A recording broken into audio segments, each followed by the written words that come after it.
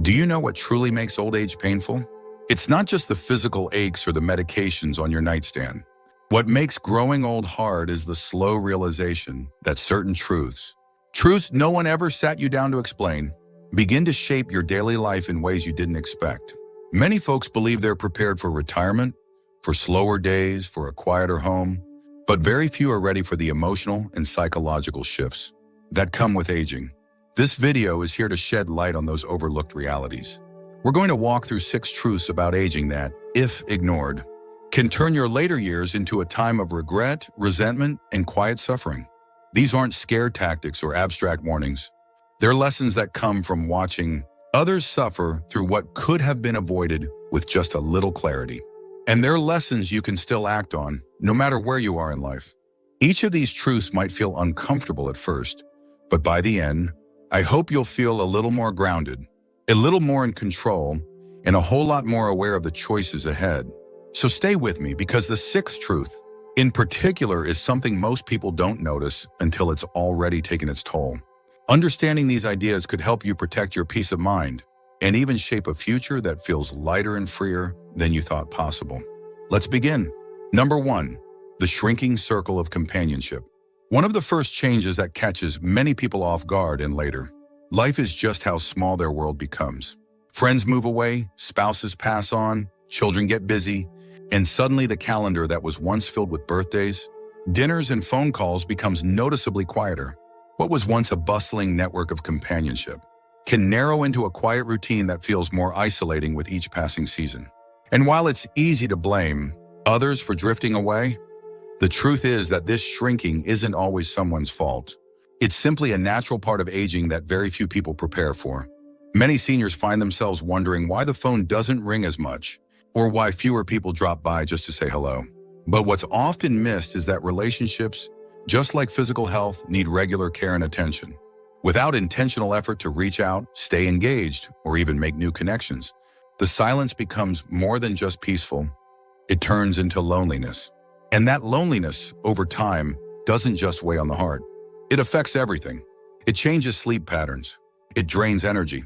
It even alters how we perceive pain and illness.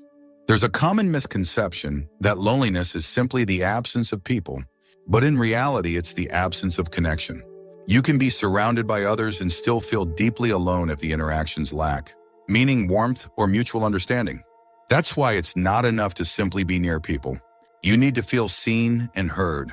If you used to enjoy a weekly lunch with a group of friends, and now the tradition has quietly faded, that matters.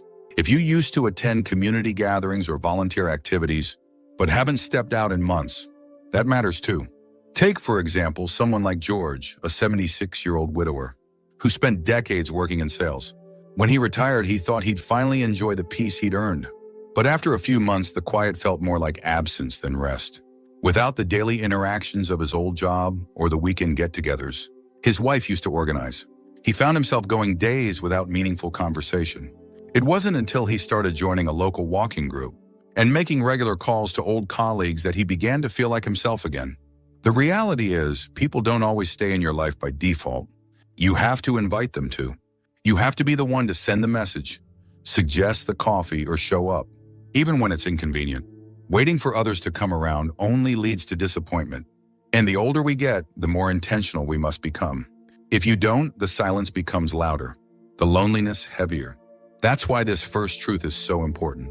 If you're not prepared for the natural shrinking of your social world, and if you don't have a plan to actively keep your connections alive, it's all too easy to find yourself alone in ways that are deeper and more painful than you expected. Number 2, the weight of unmanaged pain. Physical pain becomes more common with age. That much is no surprise.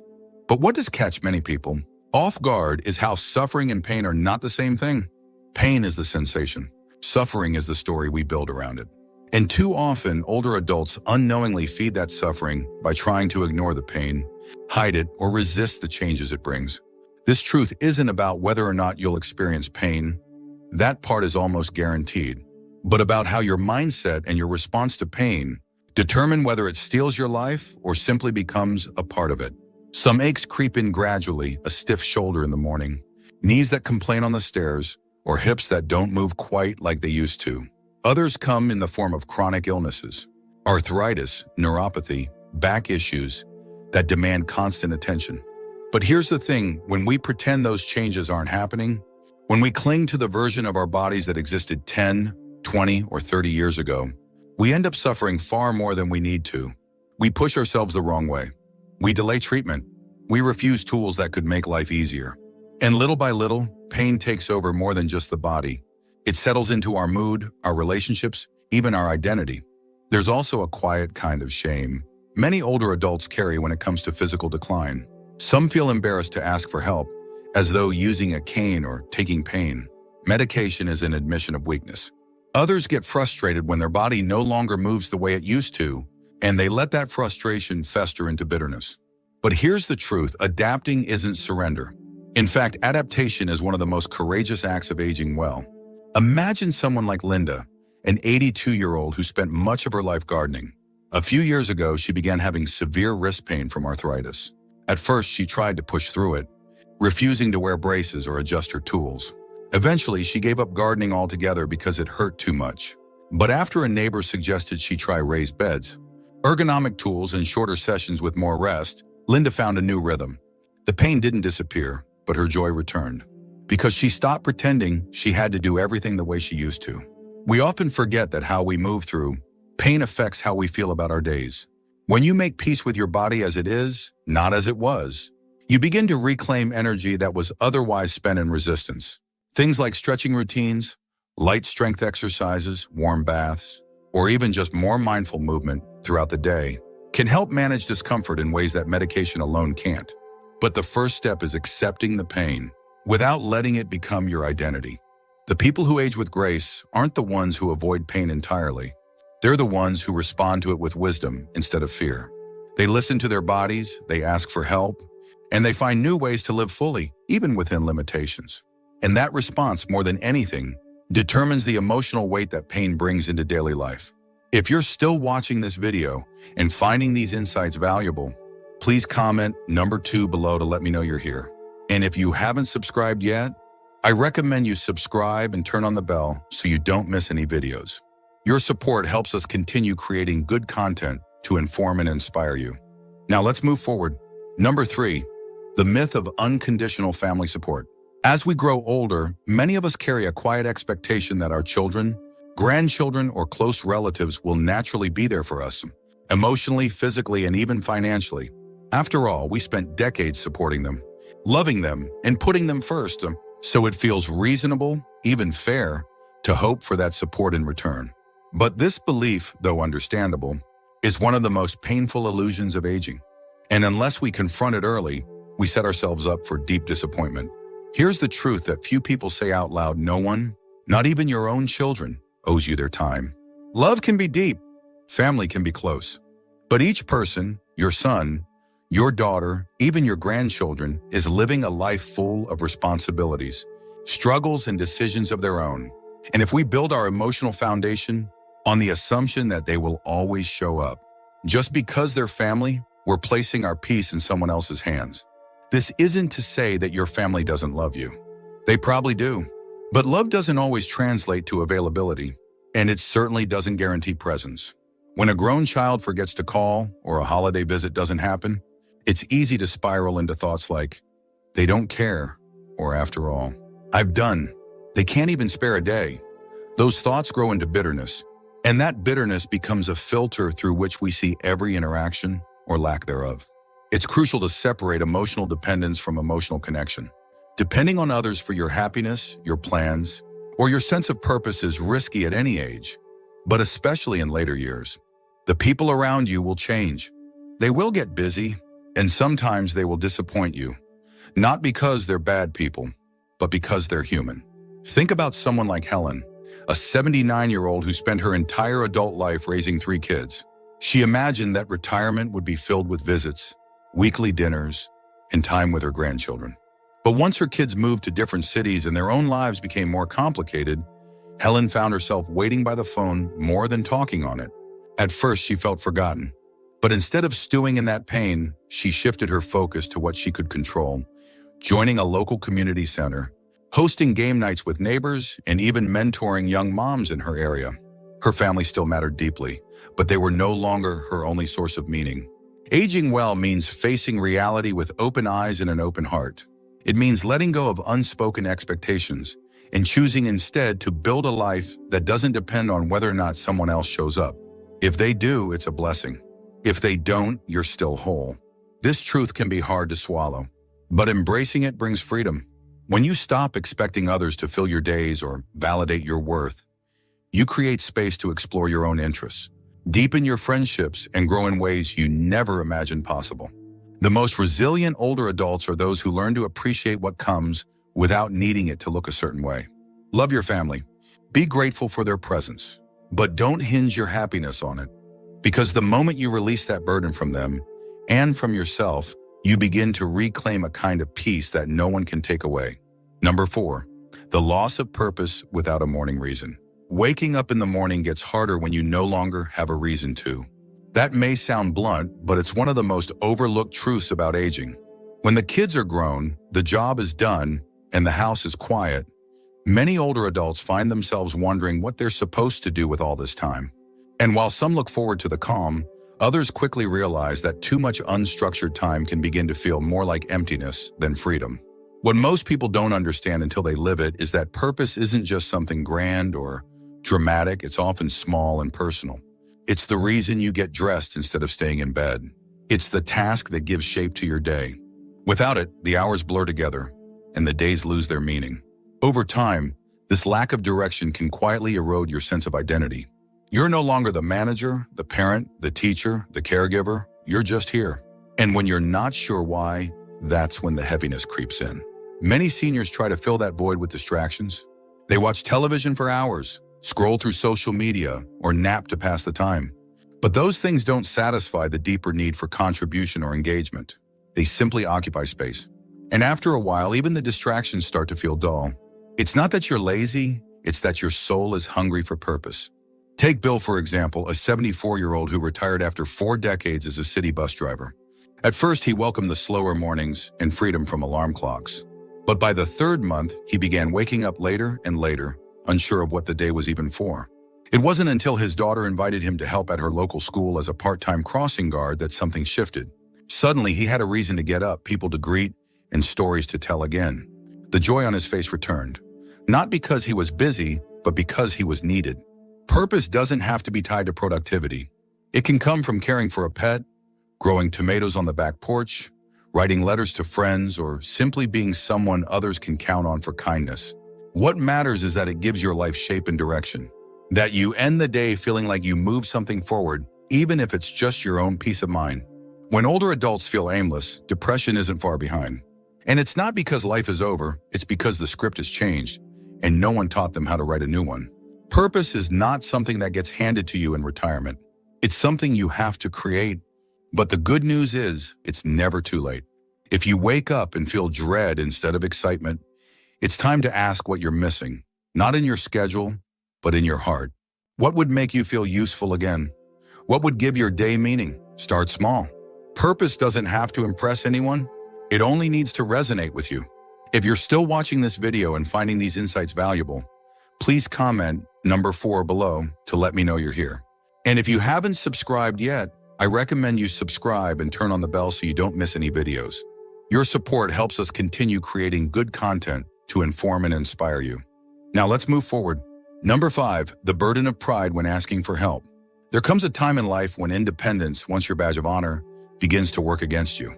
You start needing a little more time to stand up, a little more help to carry the groceries, or maybe just a hand navigating technology or appointments. And yet, for many older adults, the hardest part isn't the task itself, it's the asking. Pride has a way of convincing us that needing support is a weakness, when in truth, it's one of the most natural parts of being human. The fear of becoming a burden runs deep. We don't want to inconvenience our children or admit that we can't do what we once could. But that quiet resistance often leads to deeper struggles. We miss out on experiences. We delay medical care. We let things in the house go unattended. We isolate ourselves rather than risk embarrassment. Over time, the cost of silence becomes far greater than the temporary discomfort of asking for help. What's interesting is that most people around us don't mind helping. They often want to. It's the way we refuse that makes them hesitate. When we brush off offers with a forced smile or insist we're just fine, we train others to believe we don't need them. Then we wonder why they stop showing up. But the truth is, vulnerability doesn't push people away.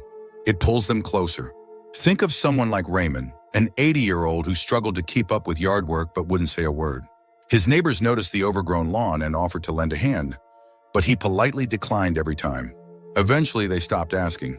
It wasn't until a small fall sent him to the hospital that he realized pride had left him not only physically strained, but emotionally isolated. When he finally opened up and allowed others in, the support came pouring back, not out of pity, but out of respect. Asking for help doesn't mean surrendering your dignity. In fact, it often shows wisdom and strength. It says, I know my limits and I care enough about my well-being to act on them. And when you allow someone else to help, you're giving them a gift too.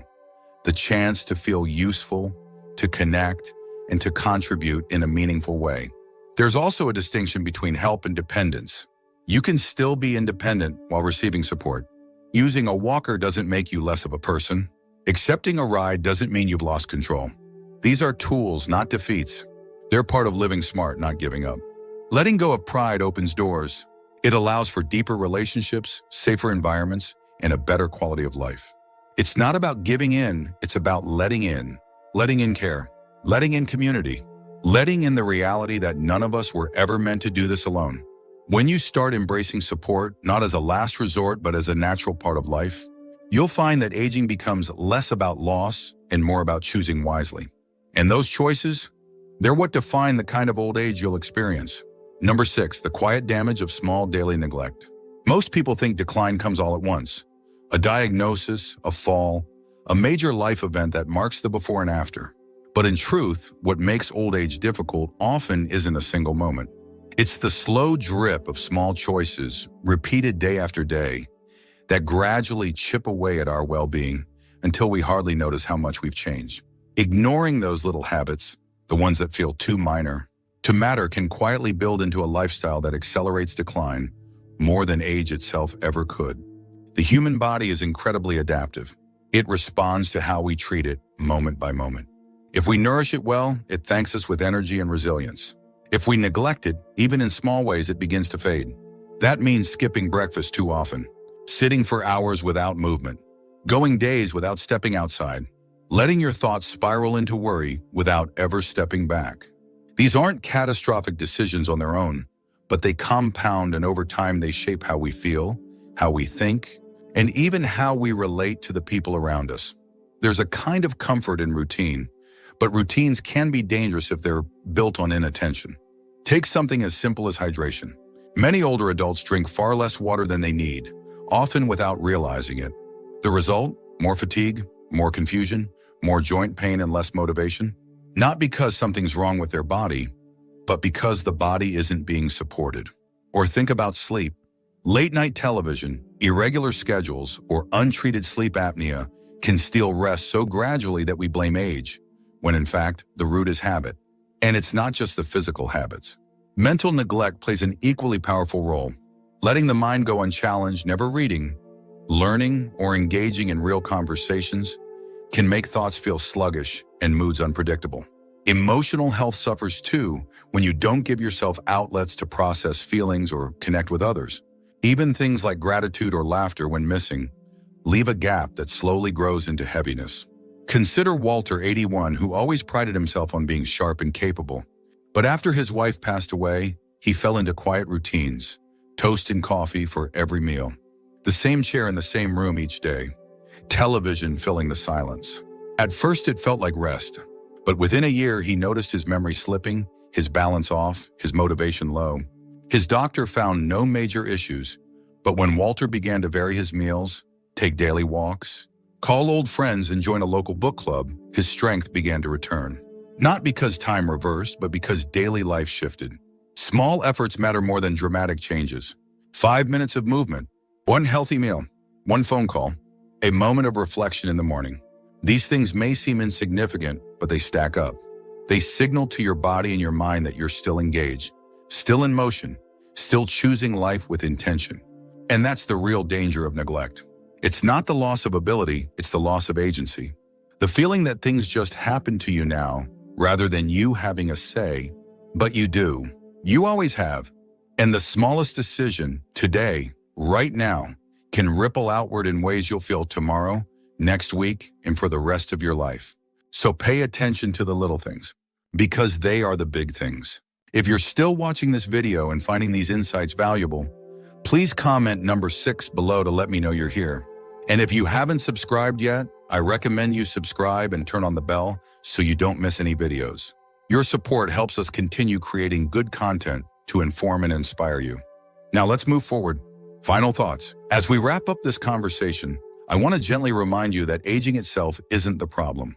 It's how we move through it, how we prepare for it, respond to it, and care for ourselves along the way. That determines whether these years feel like a gift or a burden. 6 truths we've explored today aren't meant to scare you. They're meant to free you, because once you see them clearly, you no longer have to live in confusion or frustration over what's happening in your life. You begin to understand it. Maybe one of these truths stood out more than the others. Maybe it was the part about shrinking social circles or the quiet damage of daily neglect. Maybe it was about family and the expectations we carry that no one ever speaks aloud. Whatever it was, I hope it gave you pause. Not in a way that weighs you down, but in a way that lights a small fire inside. A fire to reflect, to shift, and to care for yourself with more gentleness and more intention than ever before. These later years can be filled with deep meaning, new growth, and surprising joy. But that only happens when you face reality with open eyes and an open heart. No more pretending. No more waiting for someone else to make it better. The truth is, your life is still yours, and it can still be beautiful. Thank you for joining us today. We'd love to hear from you.